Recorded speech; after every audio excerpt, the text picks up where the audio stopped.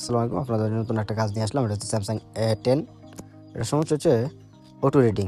Auto reading বলতে 30-40 automatic উঠে বসে থাকে। তো এটার কোনো সমস্যা 3টা জায়গা থেকে আসে। তো 3টা জায়গা কোন জায়গা থেকে অটো রিডিংটা আসে সেটা আপনাদের সাথে শেয়ার করব।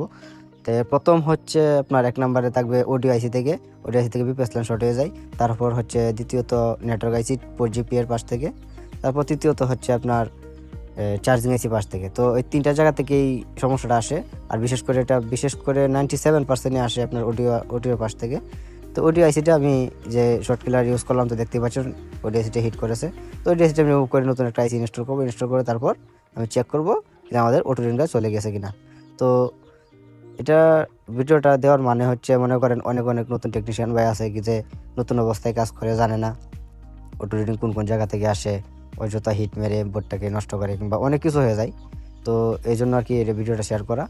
তো এটাও বলে দিলাম কি যে কোন জায়গা থেকে সমস্যাটা হয়। এটা কমন সমস্যা হচ্ছে যে 3টা জায়গা থেকে, সেটাও বলে দিলাম। তো আমাদের আইসিটা রিমুভ করা শেষ। তাই নতুন একটা আইসি আমি ইনস্টল করবো। ইনস্টল করে দেখবো আমাদের শর্টটা যায় কিনা। হ্যাঁ, দেখতে পাচ্ছেন আমাদের শর্টটা কিন্তু চলে গিয়েছে আইসিটা তুলতেই। নতুন একটা আইসি আমি ইনস্টল করবো। ইনস্টল করে দেখবো আমাদের মোবাইলের অটো রিডিং এবং সাউন্ড সিস্টেম সব কিছু ঠিক আছে কিনা।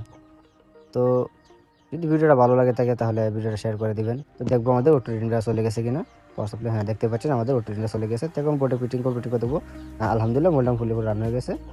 মোবাইলটা আমাদের ফুল রান হওয়ার পর আমরা চেক করব যে অডিও আমাদের কাজ করতেছে কিনা। তো অডিওটা এখন আমরা চেক করব।